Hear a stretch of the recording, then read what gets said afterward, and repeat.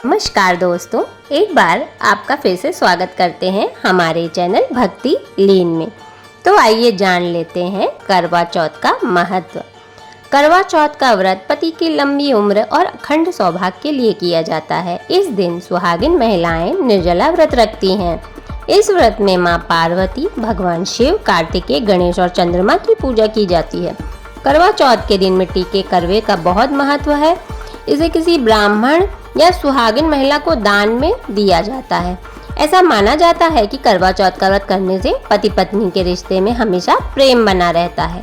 करवा चौथ के दिन शादी का जोड़ा पहनने का भी विशेष महत्व होता है। करवा चौथ के व्रत में सरगी का भी विशेष महत्व है। करवा चौथ के दिन रात के समय चांद को अर्घ देकर व्रत पूरा किया जाता है। तो आइए अब जान लेते हैं पूजा विधि। सुबह ब्रह्म मुहूर्त में उठ जाएं और स्नान आदि कर सूर्योदय से पहले सरगी सेवन करें। देवी देवताओं को प्रणाम कर व्रत रखने का संकल्प लें। करवा चौथ में विशेष तौर पर संध्या पूजन की जाती है। शाम से पहले ही गेरू से फलक पूजा स्थान पर बना लें, फिर चावल के आटे से फलक पर करवा का चित्र बनाएं। इसके बजाय आप प्रिंटेड कैलेंडर का भी इस्तेमाल कर सकते हैं। संध्या के समय शुभ मुहूर्त में फलक के स्थान पर चौक स्थापित करें। अब चौक पर भगवान शिव और मां पार्वती के गोद में बैठे प्रभु गणेश जी की स्थापना अवश्य कर लें। मां पार्वती को श्रृंगार सामग्री अर्पित करें और मिट्टी के करवा में जल भरकर पूजा स्थान पर रखें। अब भगवान श्री गणेश, मां गौरी, भगवान शिव और चंद्रदेव का ध्यान कर करवा चौथ की व्रत कथा सुने। चंद्रमा की पूजा कर उन्हें अर्घ दें, फिर छलनी की ओर से चंद्रमा देखें और उसके बाद अपने पति का चेहरा देखें।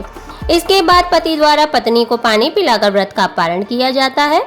घर के सभी बड़ों का आशीर्वाद लेना बिल्कुल न भूलें।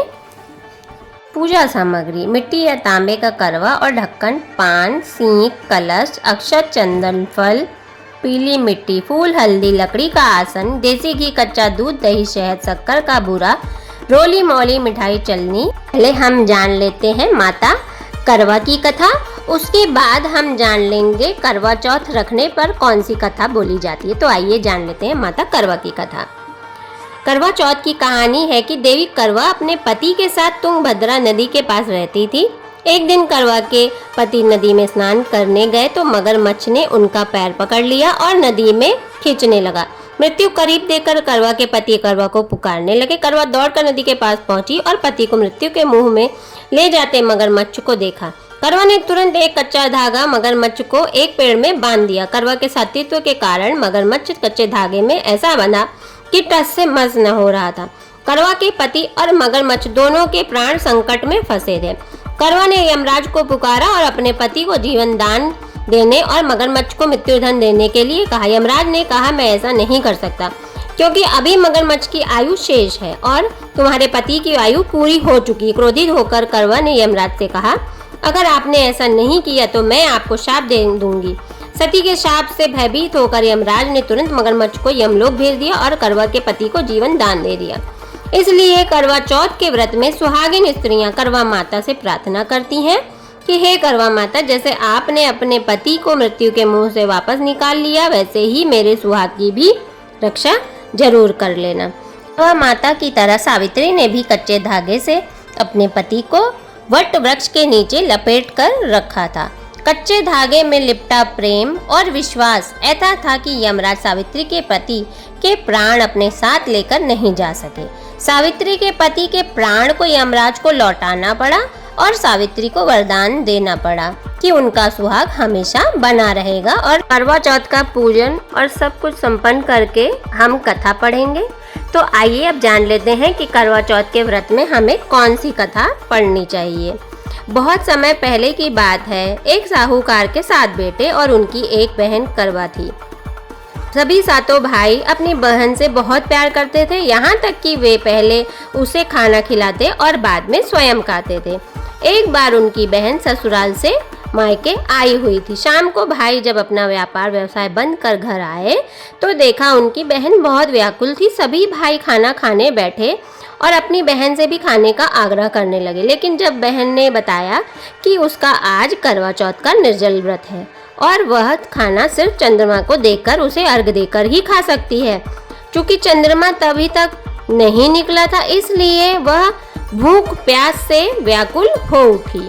सबसे छोटे भाई को अपनी बहन की हालत देखी नहीं जाती और वह दूर पीपल के पेड़ पर एक दीपक जलाकर चलने की ओट में रख देता है। दूर से देखने पर वह ऐसा प्रतीत होता है कि जैसे चतुर्थी का चांद उदित हो रहा हो। इसके बाद भाई अपने बहन को बताता है कि चांद निकल आया है, तुम उसे अर्घ देने के बाद भोजन कर सकती हो। बहन खुशी के मारे सीढ़ियों पर चढ़कर चांद को देखती है, उसे अर्घ देकर खाना खाने बैठ जाती है। व्रत रखने पर आपको यह कथा अवश्य पढ़नी चाहिए करवा माता की। आइए जान लेते हैं कौन सी कथा। एक साहूकार था जिसके 7 बेटे और 1 बेटी थी। सातों भाई व बहन एक साथ बैठकर भोजन करते थे। एक दिन कार्तिक के कृष्ण पक्ष की चौथ का व्रत आया तो साहूकार की पत्नी, उसकी बहुओं और बेटी ने व्रत रखा था। शाम को जब सभी भाई भोजन करने के लिए बैठे तो उन्होंने अपनी बहन से कहा, आओ बहन भोजन कर लें। बहन बोली, आज मेरा करवा चौथ का व्रत है, इसलिए चांद निकलने पर उसे अर्घ देकर ही भोजन करूं। तब भाइयों ने सोचा कि चांद के निकलने तक बहन भूखी रहेगी, अतः एक भाई पेड़ पर चढ़ गया। वहां उसने एक दिया जलाया और दूसरे हाथ से चलने की ओट कर दी, जिससे वह दूर से चांद जैसा लगने लगा।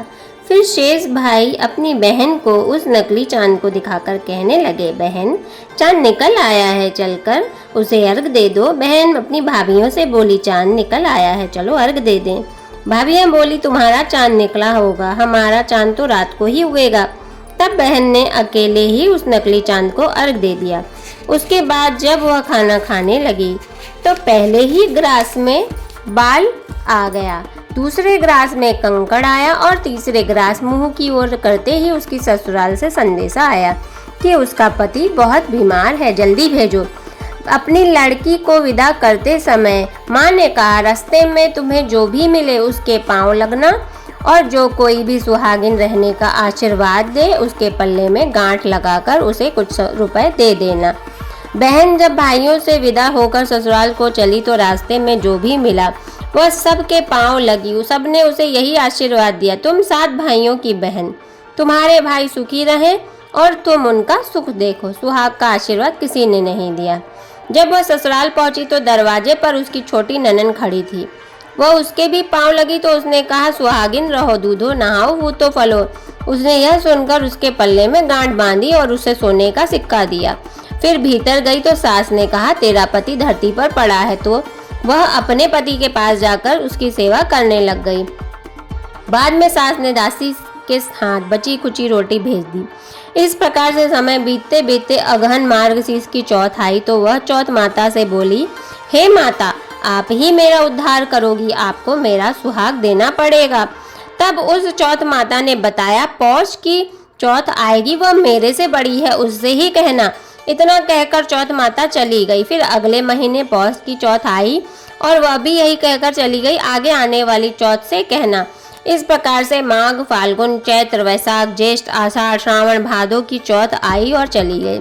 फिर जब असौज आश्विन की चौथ आई तो उसने बताया, कार्तिक की चौथ ही तुम्हारा सुहाग वापस कर सकती है, वह आए तो उससे विनती कर लेना। फिर वह भी चली गई। जब कार्तिक की चौथ आई तो बोली, भाइयों की प्यारी करवाले, दिन में चांद उगाने वाली करवाले, व्रत खंडन करने वाली करवाले। यह सुनकर वह चौथ माता के पांव पकड़कर गिड़गिड़ाने लगी, हे चौथ माता, मेरा सुहाग तुम्हारे हाथ में है, तुम आप ही मुझे सुहागिन करें। तो चौथ माता बोली, तुम्हारे व्रत भंग कर देने से भगवान श्री गणेश जी अप्रसन्न हो गए हैं और इसी कारण से तुम्हारे पति की यह गति हुई।